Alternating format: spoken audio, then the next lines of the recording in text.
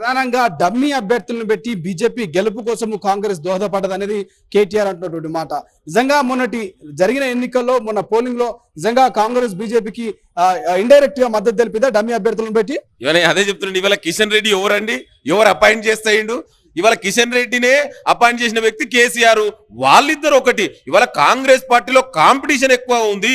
దానివల్ల ఇవాళ మీరు చూడండి, బీఆర్ఎస్ నుంచి క్యాండిడేట్లు పోటీ చేస్తే వాళ్ళు టికెట్లు ఇస్తే సిద్ధంగా పోటీ చేయడానికి సిద్ధంగా లేరు. ఇవాళ అదే చెప్తున్నారు. వాళ్ళు ఎంతమంది ఇవాళ మిగతా పార్టీలకు పోయినా చూడండి. ఇవాళ కాంగ్రెస్ పార్టీలో కాంపిటీషన్ ఎక్కువగా ఉంది. వాళ్ళ క్యాండిడేట్ లేరు, వాళ్ళకి అసలు డిపాజిట్లు రావు.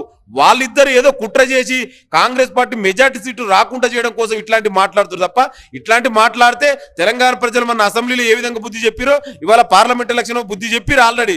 ఇవాళ వాళ్ళు ఫ్రస్ట్రేషన్ లో మాట్లాడుతారు. ఎవరండి దేశంలో బీజేపీకి వ్యతిరేకంగా పోరాడుతున్న ఏకైక పార్టీ కాంగ్రెస్ పార్టీ.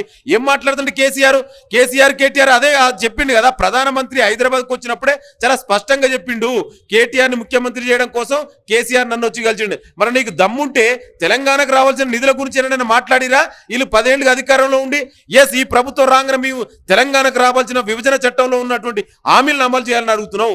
కేంద్రం నుంచి రావాల్సిన నిధుల గురించి ఈ ప్రభుత్వం సిద్ధంగా అడగడానికి సిద్ధంగా ఉంది. నీకు దమ్ముంటే నువ్వేం చేసినావు చెప్పు. నువ్వు 10 ఏళ్ళుగా దుర్మార్గ పాలన జరిగింది, గడిల పాలన జరిగింది. ఇవాళ తెలంగాణలో ప్రజాస్వామ్య వాతావరణం ఉంది, స్వేచ్ఛాయుత వాతావరణం ఉంది. ఇవాళ నువ్వు ఇట్లా స్పష్టంగా మాట్లాడుతున్నావు అంటే దానికి కారణం కాంగ్రెస్ పార్టీ కదా. గతంలో ఏమైనా ప్రతిపక్ష నాయకులు మాట్లాడితే అరెస్ట్ చేసినావు కదా. దర్వాజాలు వలగొట్టి అరెస్ట్ చేసినటువంటి చరిత్ర దుర్మార్గ పాలన నీ పాలన. ఇవాళ నువ్వు యాత్ర చేస్తున్నావు అంటే ఇంత ఫ్రీగా అది కాంగ్రెస్ ప్రజాపాలన ద్వారానే కదా. ఇవాళ ప్రతిపక్ష నాయకుడు ఇంత స్వేచ్ఛగా మాట్లాడుతున్నట్టే అది కాంగ్రెస్ పార్టీ యొక్క గొప్పదనం.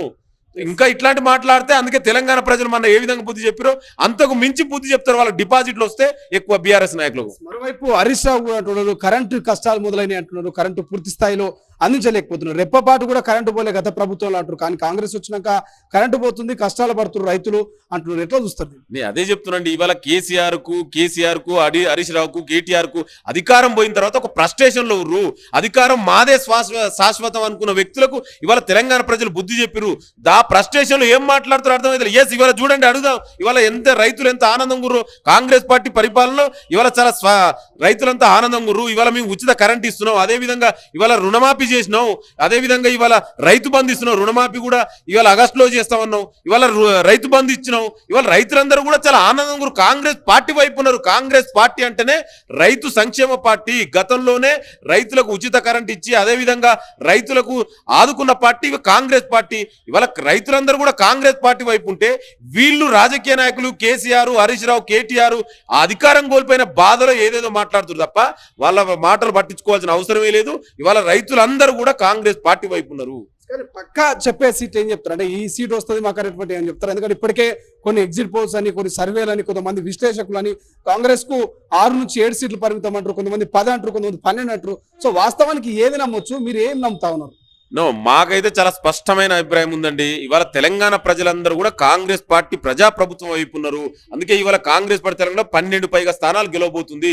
ఇవాళ నేను అదే చెప్తానండి. మాకు తెలంగాణలో బీజేపీ బీఆర్ఎస్ నీకు దమ్ముంటే 10 ఏళ్ళుగా నువ్వు ఏం చేసినావు చెప్పు. ఇవాళ 10 ఏళ్ళుగా బీజేపీ అధికారంలో ఉంది. తెలంగాణకి ఎన్ని నిధులు తెచ్చినావు చర్చ పెట్టు. నీకు ఎందుకు ఓట్లేస్తారండి?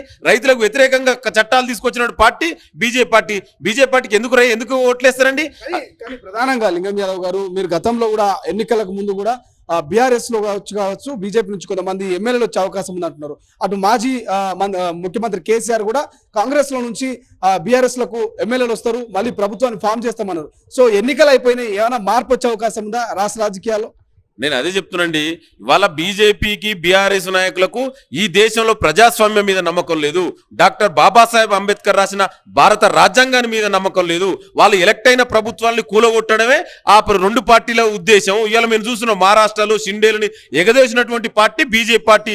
అదేవిధంగా కర్ణాటకలో, మధ్యప్రదేశ్లో, గోవాలో, మణిపూర్లో, అదేవిధంగా తెలంగాణలో కూడా కాంగ్రెస్ పార్టీ నుంచి గెలిచిన ఎమ్మెల్యేలను తీసుకున్నటువంటి పార్టీ బీఆర్ఎస్ పార్టీ. ఇవాళ తెలంగాణ ప్రజలు కాంగ్రెస్ ప్రజాప్రభుత్వానికి 5 సంవత్సరాలు సంవత్సరాలు అధికారం ఇచ్చారు స్పష్టమైన మెజార్టీ ఇచ్చి.